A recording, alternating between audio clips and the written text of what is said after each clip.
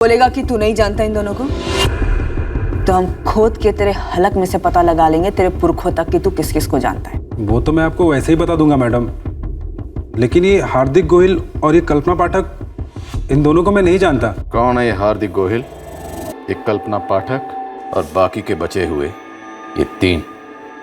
साहब यही लोग तो आए थे हमारे घर में, अब तो साबित भी हो गया ना, फिर भी आप मुझे पे शक कर रहे हैं। 4 महीने पहले तुमने अपने भतीजे भावेश को 4 लाख रुपए दिए थे। मैंने नहीं दिए थे, वो दिलवाए थे अरविंद सेठ से। भावेश मेरा भतीजा है, धंधा करना चाहता था तो मदद की उसकी। मदद करते करते साथ साथ ये भी बता दिया कि अरविंद पारे का खजाना पड़ा तुम्हारे घर के अंदर अलमारी में। आप जिसकी कहो उसकी कसम खाने को तैयार हूँ, मैंने किसी को कुछ नहीं बोला। 4 महीने पहले 4 लाख से पेट नहीं भरा तो 1 महीने पहले तूने अरविंद भाई से फिर से 2 लाख मांगे। सही है ना भावेश? सही है। पहले बट्टू काका ने इंतजाम करके दिया था, लेकिन दूसरी बार साफ मना कर दिया। बोले अरविंद सेठ से खुद मांग लो। भावेश, पैसों की बावड़ी नहीं है मेरे आंगन में कि जब दिल किया फेंक दी बाल्टी। अभी 3 महीने पहले 4 लाख दिए थे ना। आप भी धंधे वाले हो, समझो ना, धंधा अच्छा जम रहा है। अगर 2 लाख रुपए मिल जाएंगे ना तो मेरा धंधा कहां से कहां चला जाएगा। सेठ आपके सारे पैसे टाइम पे लौटा दूंगा। उसको तो मैं लेकर ही रहूंगा भावेश। इस वक्त हाथ थोड़ा टाइट है, दिवाली सर पर है, रोकड़ा है ही नहीं मेरे पास। ये जो तेरा भतीजा है ना, ये सही आदमी नहीं है। सिर्फ तेरे कहने पे मैंने भावेश को 4 पेटी दी है। मैंने पता लगाया, शेयर बाजार में सट्टेबाजी में सारा पैसा डूबा।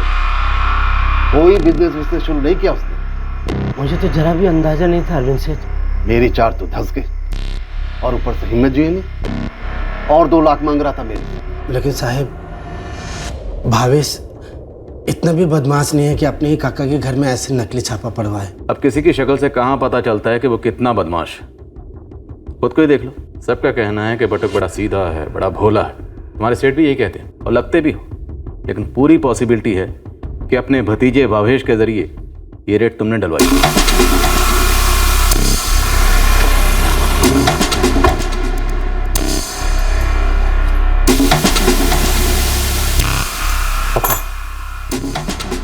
ये पुलिस वाले तो पूरा शक हम पर ही कर रहे हैं।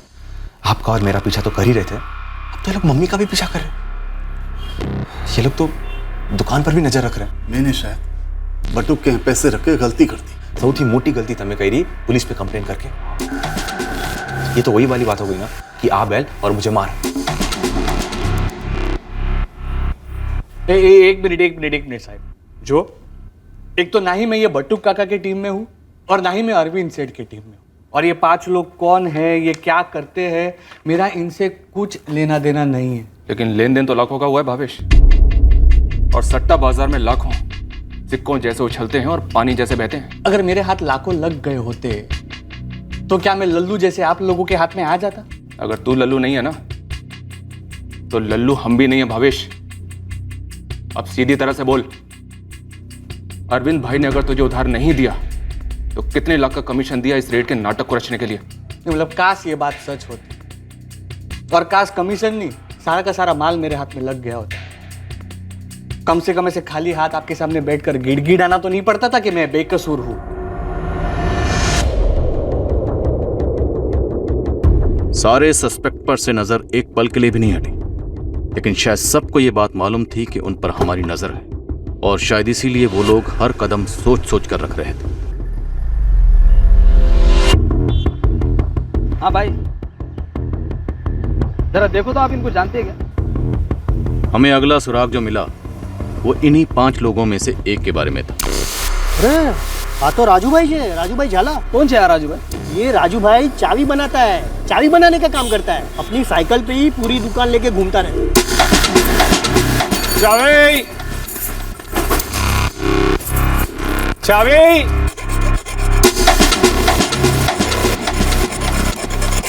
एक पायरेटेड डीवीडी बेचने वाला, एक सेकंड हैंड कपड़े बेचने वाली, और ये एक चाबी बनाने वाला। ये बाकी दोनों भी कुछ ना कुछ बेचते होंगे सड़क पर, या फिर कारीगर होंगे। बिल्कुल साहब, कोई हिस्ट्री नहीं, मतलब इसी एक काम के लिए तो ये गैंग बनाई होगी, पूरी ट्रेनिंग की होगी। बस इतना है, उन्हें किसी अंदर वाले ने टिप दी होगी कि बटुक भाई के घर के कपाट के अंदर माल है। और जिसका ये दोनों अंदर वाले अरविंद पारिक और बटुक परमार धड़ल्ले से इनकार कर रहे हैं।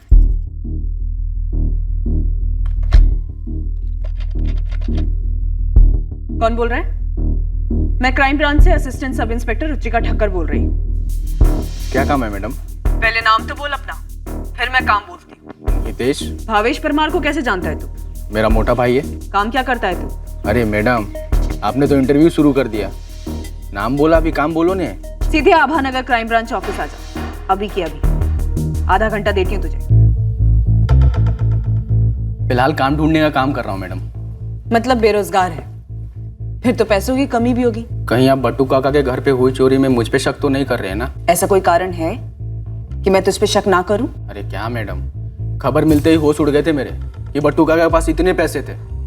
चला हमको ही कुछ दे दिया होता ने, ऐसा लुटाने के बजाय। वो पैसे तेरे बट्टू काका के नहीं थे। हाँ, खबर पड़ी मैंने, वो अरविंद सेठ के पैसे थे। तुझे कैसे पता? भावेश ने बताया मुझे। मतलब तुझे पहले से नहीं पता था कि उस कबर्ड में पैसे हैं? अरे मैडम, अभी तो बताया ने, भावेश ने बताया तब जाकर मुझे पता चला। उसके पहले ये कबर्ड और उसके अंदर के पैसे, इन सब चीजों के बारे में कुछ पता नहीं था मुझे। यकीन कीजिए। यकीन करना तेरा थोड़ा मुश्किल है। शायद तू भी तेरे भावेश भाई के साथ मिलकर इन सब प्लान में शामिल हुआ हो। मेरा दूर दूर से इस सब से कोई वास्ता नहीं है, ना ही मेरा ना मेरे भाई का। तू इतने यकीन के साथ कैसे कह सकता है कि तेरा भावेश भाई इन सब में शामिल नहीं है? अरे मोटा भाई है मेरा। हाँ मानता हूँ बिजनेस में थोड़ा डाउन चल रहा है, और इसका मतलब ये थोड़ी ना क्रिमिनल है। 25 अक्टूबर को तू क्या कर रहा था? घर पे बाहर था, याद नहीं है। तेरे जैसे 1.5 शाणों को जब उल्टा लटकाते हैं ना, तो पिछला जन्म भी याद आ जाता है। हाँ तो लटकाओ ने मैडम, मुझे भी तो खबर पड़े पिछले जन्म में ऐसा क्या पाप किया था जो इस जन्म में पनौती चल रही है। बारी बारी से इस हितेश की एक एक मूवमेंट पे नजर रखो और एक एक घंटे की रिपोर्ट लाके मुझे दो। जी मैडम। शाना है, थोड़ा समझदारी से, 1 सेकंड के लिए भी नजर से ओझल ना हो पाए।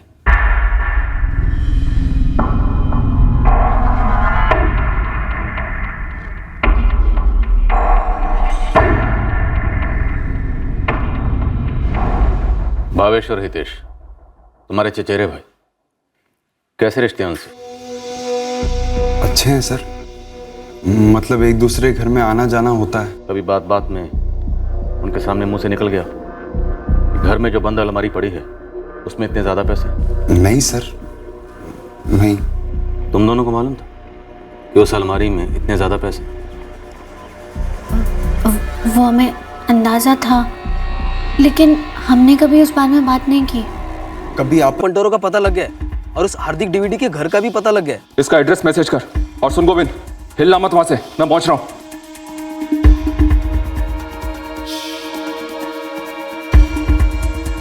लो,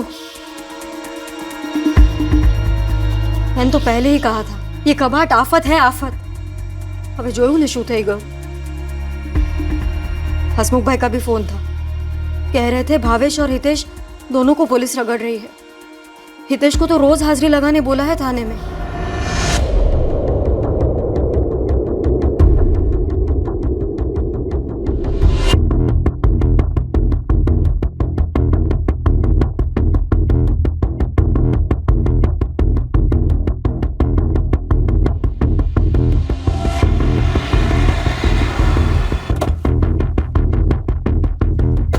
ये रमन प्रजापति है, मेरे लड़कों ने पता लगाया। ये करता क्या है? कबड्डी है साहब। डब्बा बाटली पस्ती वड़ो, ये पुराना रद्दी पेपर वालो। ये आमिर सैयद, यही लिंबायत में इसका अंडा पाव का ठेला है।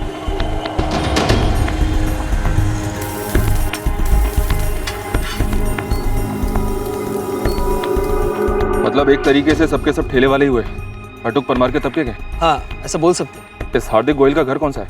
यहाँ से दूसरी गली है, लेकिन इस वक्त बंद है।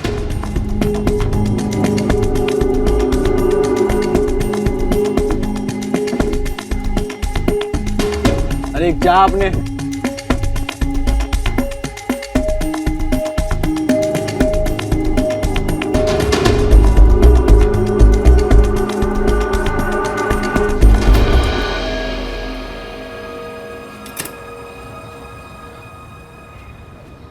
नमस्ते साहब। तुम्हारे भाड़ुआ हार्दिक गोयल अकेला रहता है यहाँ? रहता था साहब, और हाँ अकेला ही था। कहाँ से है ये? एक बार बातों बातों में उसने कहा था कि वो राजकोट की तरफ से है। कुछ बोला? घर छोड़कर क्यों जा रहा है, कहाँ जा रहा है? कुछ नहीं बोला, पर हाँ भाई जो कहूँ वो सुनकर तो मेरा हार्ट फेल होने ही वाला था। कुंदन भाई ताला खोलो, साहब अंदर देखेंगे।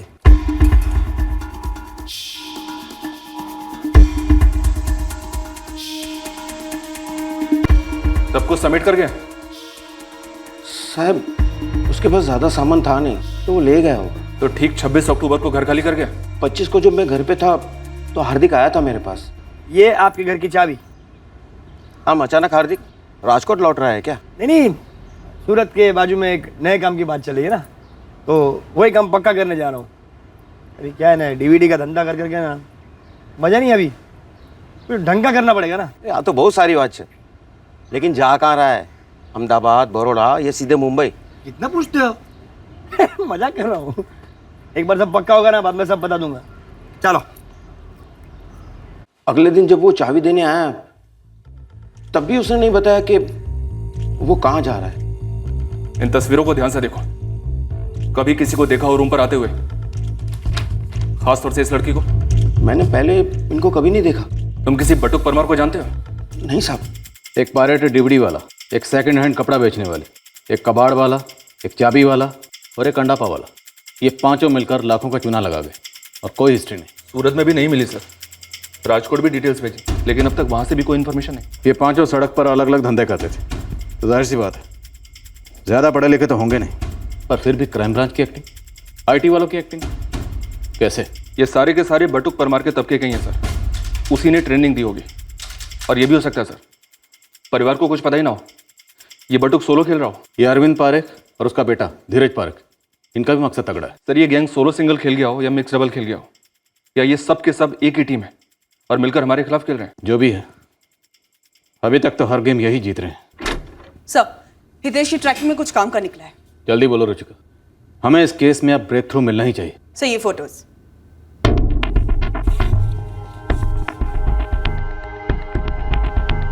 सर ये है नवीन मकवाना, ये है सूरज जेठवा और ये दोनों हितेश के काफी अच्छे दोस्त हैं। ये हितेश क्या करता है और ये दोनों? सर हितेश और उसके ये दोनों दोस्त जुआरी हैं, पत्ते, क्रिकेट में सट्टा, इसमें ये तीनों अक्सर पैसा हारते रहते हैं। मतलब यूं कहिए कि जुए में ये तीनों मैट्रिक फेल हैं। और अभी ग्रेजुएट हो गए हैं ये कांड करके। सर इस हितेश परमार का मैंने 3 दिन पीछा करवाया, इसे यहाँ बुलाती रही पूछताछ करने के लिए, ये देखने के लिए कि अपने बयान को कितना चेंज करता है। सर एक बात सामने आई, यहाँ से निकलते वक्त ये हितेश परमार एक खास तरीका अपनाता है।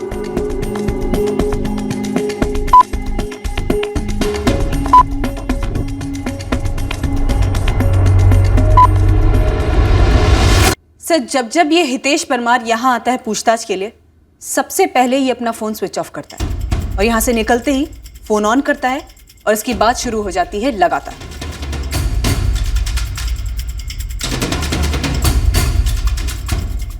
तो सर मैंने इमरजेंसी बेसिस पे इस हितेश परमार के कॉल रिकॉर्ड्स निकलवाए। तीनों दिन थाने से निकलते ही नवीन मकवाना को कॉल करता है। कुछ तो झोल है, तगड़ा गड़बड़। आई थिंक हमें इन तीनों को उठाना चाहिए और खूब कूटना चाहिए। इन तीनों के ऊपर सरप्राइज अटैक करते हैं, सीधा रेड। उनसे कहते हैं कि हमारे पास उनके खिलाफ ठोस सबूत है। ज्यादा से ज्यादा क्या होगा सर, हमारे हाथ कुछ नहीं लगेगा, लेकिन अगर वो लोग कुछ भी जानते हैं तो इस केस में हमें ब्रेक थ्रू मिल सकता है सर। साहब पहली बात तो ये कि मैं इनमें से किसी को भी नहीं जानता, और दूसरी बात आप मुझे ये बताइए कि मुझसे ये सवाल क्यों पूछा जा रहा है? क्योंकि हमें लगता है कि बटुक परमार के जो नकली रेट डाली गई इनकम टैक्स की, जिसमें लाखों लूटे गए, उनमें से एक हिस्सा तेरा भी है। और इस बात के हमारे पास ठोस सबूत है। क्या? नहीं साहब ऐसा कुछ भी नहीं है। मैडम आज शूच है। हाँ जितनी बार आपने बुलाया उतनी बार इधर आया मैं ईमानदारी से। हर बार आपने वही 5 स्केच दिखाए। मैंने कितनी बार बोला कि मैं नहीं जानता हूँ इन लोगों को। लेकिन नवीन मकवाना तो कह रहा था कि तू जानता उन पांचों को। नवीन ऐसा क्यों बोलेगा, मैं जानता ही नहीं उन लोगों को। थाने से बाहर निकलते ही हितेश अपना फोन स्विच ऑन करता था और फिर तुम्हें क्या बोलता था? पुलिस सिर्फ उन 5 पर शक कर रही है, हम सेफ हैं। ये हम सेफ है का क्या मतलब साहब? तक सबूत है इस बात के कि हितेश थाने में आते ही अपना फोन स्विच ऑफ क्यों करता था और यहाँ से निकलते ही स्विच ऑन क्यों करता था। Game over. साहब आप लोगों को बहुत बड़ी गलतफहमी हुई है, मुझे रेड वेट के बारे में कुछ भी नहीं मालूम था। सूरज बता दे, नवीन मकवाना और हितेश परमार को क्या हिस्सा मिला, और सबसे बड़ा हिस्सा किसके हिस्से में आया? हार्दिक, कल्पना, रमन, राजू, आमिर, सब ने तुम्हारा नाम लिया। और रही हार्दिक की बात, उससे तो तेरा डायरेक्ट कनेक्शन। साहब ये नामुमकिन है। क्यों? क्या लगता है तुम्हारे दूसरे फ़ोन के बारे में हमें कुछ नहीं पता? हम सबके फ़ोन हमने टैप कर रखे हैं। तेरी और हितेश की जितनी भी फ़ोन पर बात हुई है ना, सब रिकॉर्डेड है। उस रिकॉर्डिंग में वो साफ साफ कहता हुआ सुनाई दे रहा है कि पुलिस की तफ्तीश अब ठंडी पड़ चुकी है, वो हार्दिक तक तभी नहीं पहुंच पाए। साहब आप ये क्या बोल रहे हो? ऐसी कोई बात ही नहीं हुई है। कैसी बात है? ऐसे जैसे रोज बात होती है। हितेश बोल रहा था क्या हुआ क्या नहीं, क्यों उसे बुलाया जा रहा है, बस और कुछ भी नहीं साहब। हितेश झूठ बोल रहा है तू। तेरे और नवीन के बीच की बातों की रिकॉर्डिंग सुनाऊं मैं? सुनाऊं?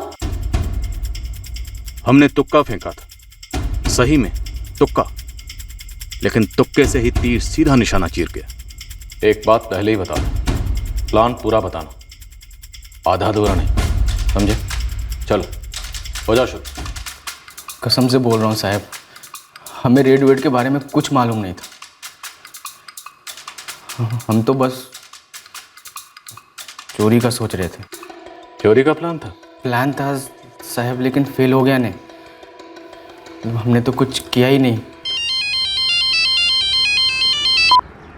हाँ बोल हितेश, શું થયું? यार नवीन, अपना प्लान का रॉकेट तो फुस हो गया यार, उड़ा ही नहीं। कोई और 5 लोग आए और पासूत्री बॉम्ब फोड़ के चले गए। अरे हाँ, मैंने खबर पड़ी यार कि 5 लोग थे फर्जी रेड में, लेकिन साले थे कौन? अरे 5 लोगों के हाथ से बनी फोटो दिखाई मैंने।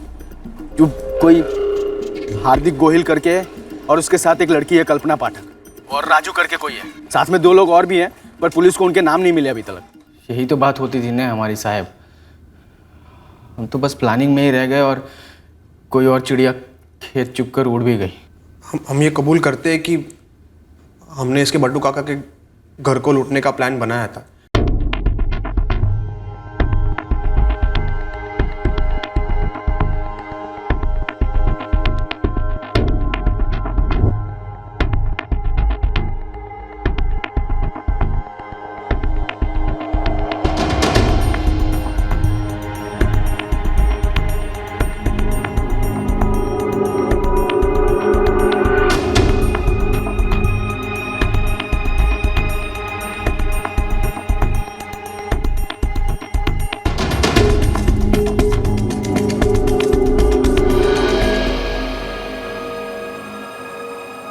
अबे वो हितेश, आज छठा दिन है हम यहाँ लुक्कों की तरह बैठे। तेरी दादी का गोंद लाकर बैठी है क्या घर में? हर साल दिवाली पे दादी लोगों के घर मिठाई और फरसान बनाने जाती थी। इस साल ही दादी को रिटायर होना था। हम लोग ना आराम से अंदर जाते हैं, उसके बाद जाके ना हम और नवीन दादी को बातों में लगा के रखेंगे। तू अंदर जा, कबाड़ तोड़, माल निकाल, लेके फुट ले। क्या बोलते हो? घंटा चाहिए बात नहीं कर। अंदर जाते हैं, माल निकालते और फुट लेते हैं। सारा शक हम पे ही आएगा, हम पकड़े जाएंगे। मैं 17 अक्टूबर को बट्टू काका के घर गया था, कबाड़ की फोटो खींची, चाबी बनवाने वाला था ताकि तोड़ना वोड़ना ना पड़े। ओए हितेश, अभी दिवाली है, हाँ? मकर संक्रांति बहुत दूर है, पतंग जरा खींच के रख, इतनी ढील मत दे। साहब लेकिन हितेश ने तो मुझे चाबी वाली बात बोली ही नहीं थी। हाँ साहब, और इसने मुझे भी नहीं बताया था ये बात। सर शायद ये तीनों अब भी ऐसा सोच रहे हैं कि ये लोग हमें इसी तरह गोल गोल घुमाते रहेंगे, हमसे बातें करते रहेंगे और इस सब से बच कर निकल जाएंगे। हमने घुमाना शुरू किया ना तो तुम लोग झेल नहीं पाओगे। साहब सच बोल दिया जो भी था। तब तो तू झूठ बोला था। जब मैंने पूछा था कि तुझे कैसे पता कि कबर्ड में पैसे पड़े, तब तो तू बड़ा गाय बन रहा था, बोला मुझे कुछ भी नहीं मालूम। अब बता, कैसे पता कि कबर्ड में पैसे पड़े थे? ये लूटने का आइडिया किसने दिया था? और ये किसने कहा कि तुम्हारे बटुक काका अली बाबा है और उनके घर में खजाना है? भावेश ने बताया ना। अरे हितेश, तुझे देने के लिए मेरे पास पैसे होने तो चाहिए। ए भावेश, बट्टू काका ने जो तुझे दिलाए थे अरविंद सेठ से 4 पेटी, उसका क्या? अरे वो तो सट्टे में चले गए, डूब गए साले। अरे लेकिन तू कल ही तो रोकड़ा लेके आया था ना उनके यहाँ से। क्या लेकर आया था? और अगर लेकर आया भी था तो तुझे क्यों दूं? लौटा दूंगा फटाफट। आपने भाई? हितेश, मैंने बट्टू काका से पैसे मांगे थे, लेकिन उन्होंने देने से मना कर दिया। वो बोले अरविंद सेठ से जाके मांग ले। अरे अरविंद सेठ से मैंने खुद फोन पर बात की, उनका भी जवाब वही था। तो यहाँ मेरे लगे पड़े हैं। और अच्छा हितेश, सांभर दे, तू जाके बट्टू काका से थोड़े पैसे मांग लेना, और अगर तुझे मिल जाए ना तो थोड़े मुझे भी दे देना। अरे लेकिन वो क्यों मिलवाएंगे मुझे अरविंद सेठ से? अरे अरविंद सेठ जाए तेल लेने, बटुक काका के खुद के पास बहुत सारा रोकड़ा है। શું बात करे छे? गांडो થઈ ગયો છે તું? अरे उनके घर के अंदर के कमरे में वो बंद कपाट है ना, उसमें तगड़े नोट है किलो के हिसाब से। भावेश को कैसे पता चला कबाड़ में पैसे हैं?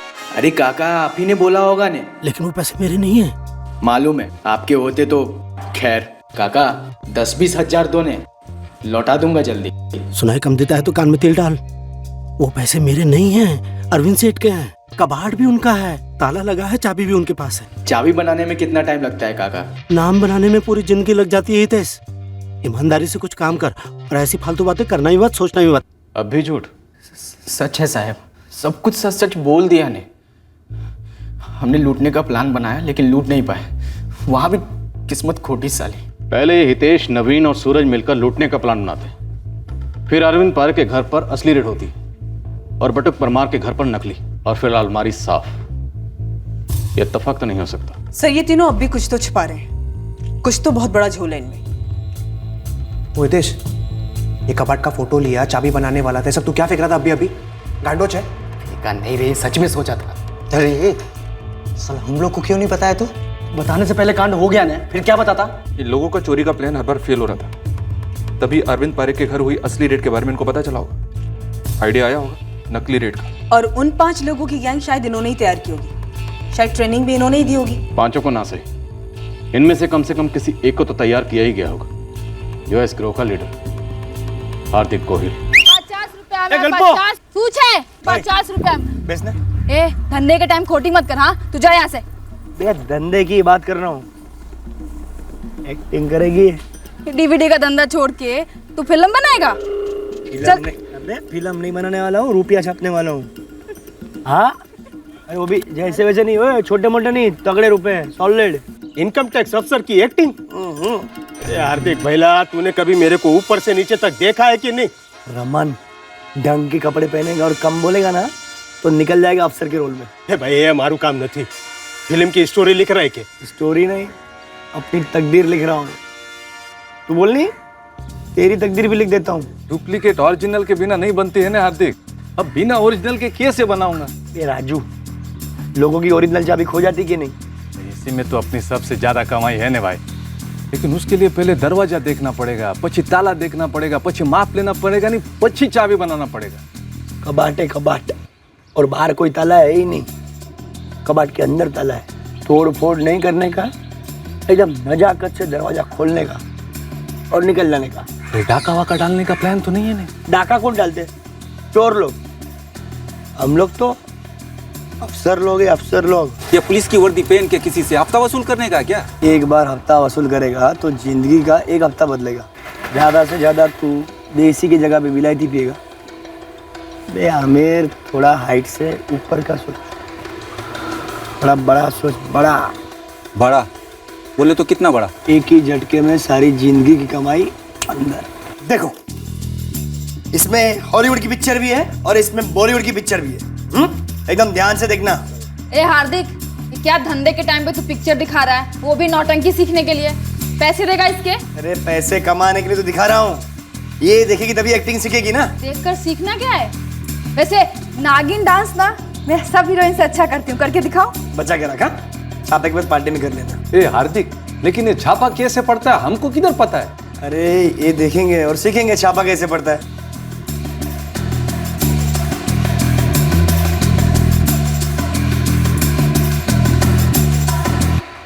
इन लोगों ने टीम बनाई होगी, फिर रेड डाली होगी, फिर सोचा होगा कि ये कंप्लेंट ठोक देते हैं, रिकॉर्ड में रहेगा। और उसके बाद हर कोई नौटंकी किए जा रहा है, कहानियां पे ले जा रहे हैं। ये तीनों हितेश, नवीन और सूरज हमें अपने गोलमाल में गोल गोल घुमा रहे हैं।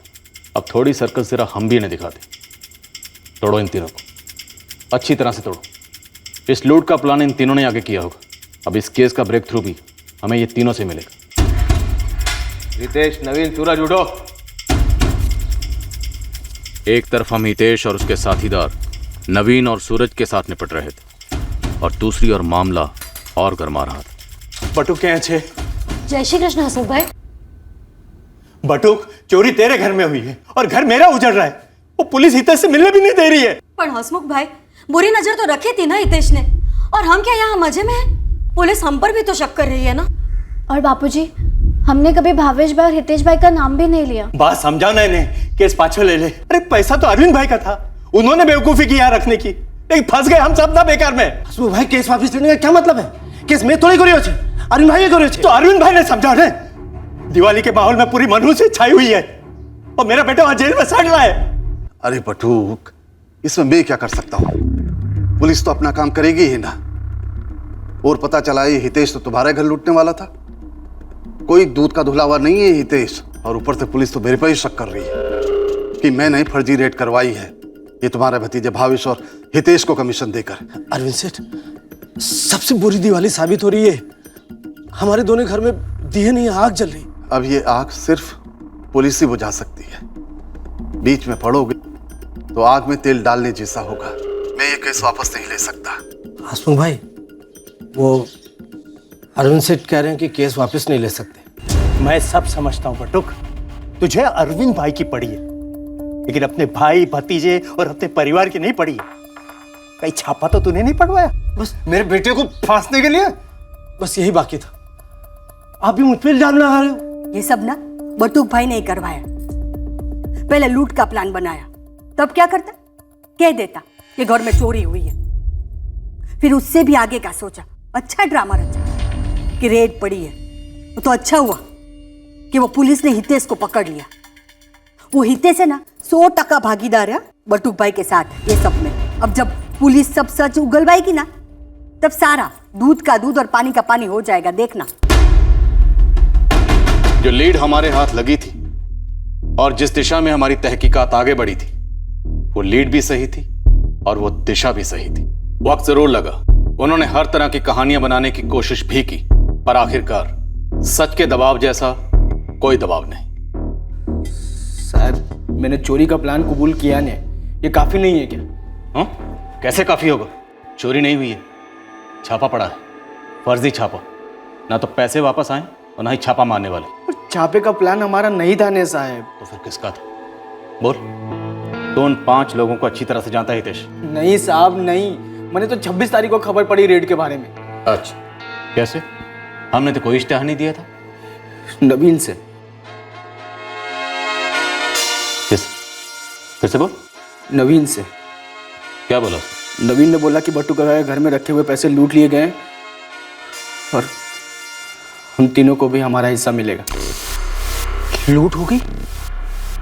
क्या बात कर रहे हैं नवीन? कैसे लूट हो गई? अरे तुम आम खाओ ना, पेड़ क्यों गिन रहे हो?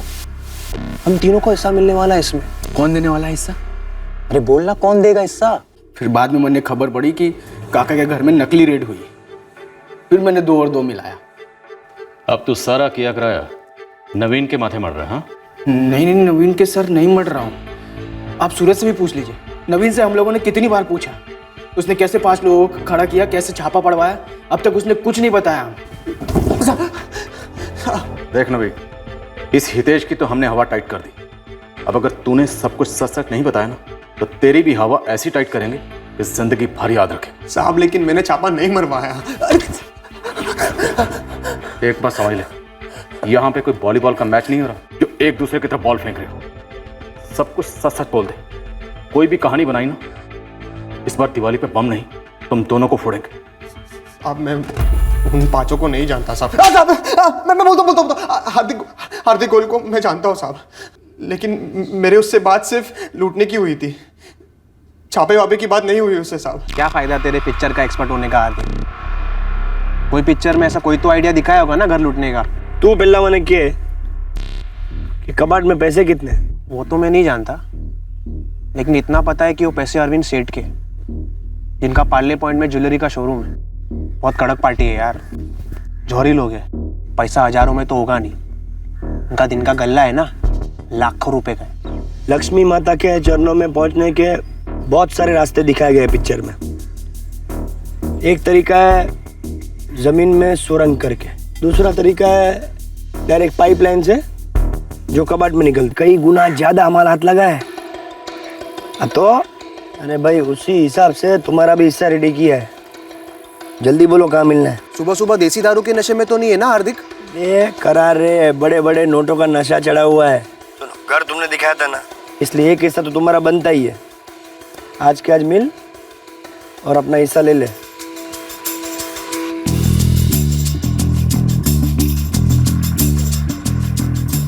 कांग्रेचुलेशन। वे नवीन क्या टिप दी थी भाई। ये ले, तेरे हिस्से का 7 लाख बनता है। हैप्पी दिवाली। सुआचे हार्दिक केवी रीते કર્યું? ऐसे हार्दिक ने कभी बताया नहीं कि उसने कैसे किया। ना मैंने हितेश और सूरज को बताया कि कैसे हुआ। बस ईमानदारी से बता दिया कि हमें 7 पेटी का हिस्सा मिला है, जिसे हितेश और सूरज थोड़ा थोड़ा करके लेते रहे मुझसे। फिर जैसे ही आप लोगों ने हितेश को पकड़ लिया तो हितेश ने मुझे फ़ोन किया और बोला कि वो अपने हिस्से का पैसा बाद में लेगा। तो हितेश यहाँ पे हर रोज आने से पहले अपना फोन स्विच ऑफ क्यों करता था? ताकि जब वो यहाँ हो हम उसे गलती से फ़ोन ना कर ले, कुछ पूछ ना ले उससे। तेरे फोन रिकॉर्ड्स में हार्दिक को किए हुए कॉल्स हमें दिखाई क्यों नहीं दी? क्योंकि सब इस पूरे काम के लिए मैं दूसरा फ़ोन इस्तेमाल कर रहा था। ये हार्दिक गोहिल कहाँ मिलेगा? बस इतना जानता हूँ कि उसकी माँ अहमदाबाद रहती है।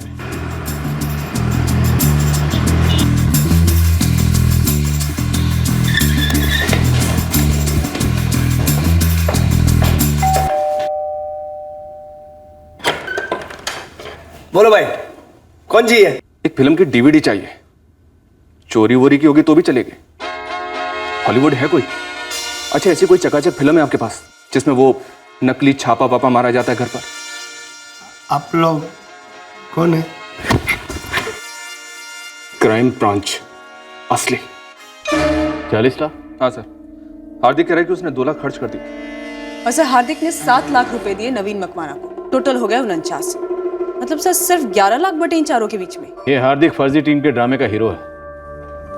चल कर जरा इसी से पूछते हैं कि आखिर ये गणित है क्या। सलाम साहब। सबसे पहले तो सॉरी साहब, आपके डिपार्टमेंट का नाम यूज किया है। कोई बात नहीं, उसकी ठुकाई अलग से होगी और रसीद भी कटेगी। बैठ। पहले ये बता कि तेरी पिक्चर की हीरोइन कल्पना और ये तीनों साइड हीरो रमन, राजू और आमिर, ये तीनों कहाँ मिलेंगे? इधर ही होंगे साहब, सूरत में ही। थोड़ा आगे बचा देगी यहाँ से। इतना तगड़ा माल हाथ लगाए तो थोड़ी बहुत ऐश तो बनती है ना साहब। तो तुम लोगों की ये ऐश हो कहाँ रही है? हमको भी तो बता दे।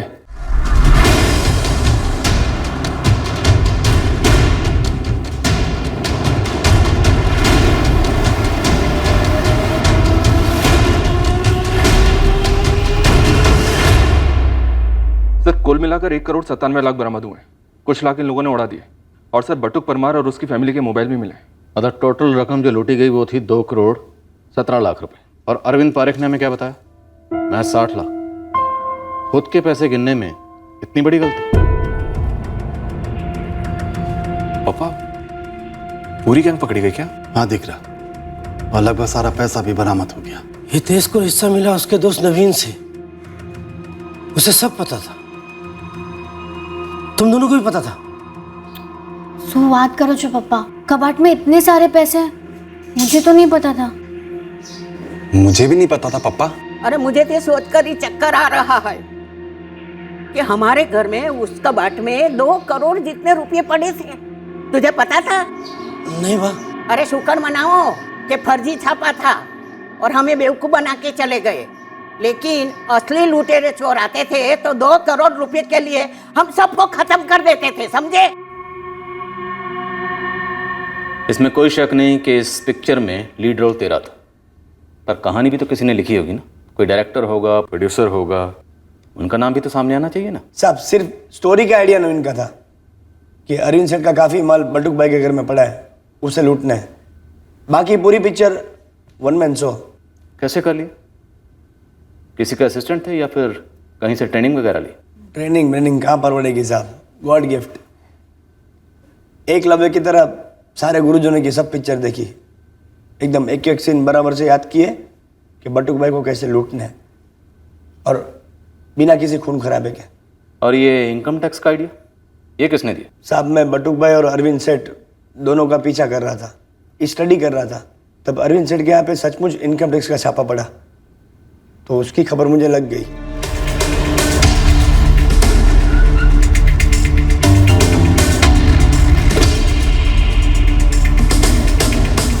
मैं इंतजार कर रहा था अरविंद भाई का कि कब वो नीचे आएंगे, लेकिन वो तो आए ही नहीं। वो सब साहब लोगों की मैंने बातें भी सुनी। वो लोग बोल रहे थे ना घर के छापे से कुछ हाथ आया, ना उनकी दुकान के छापे से।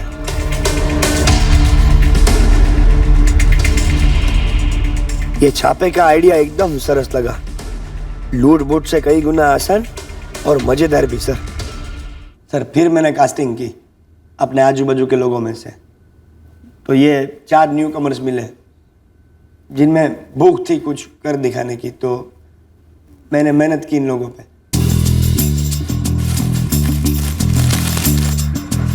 ये नालायक बाहर जा।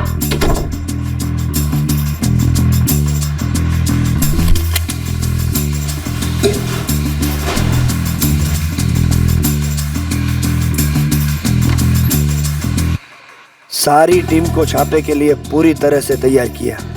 अब हम बिल्कुल तैयार थे एक्शन के लिए।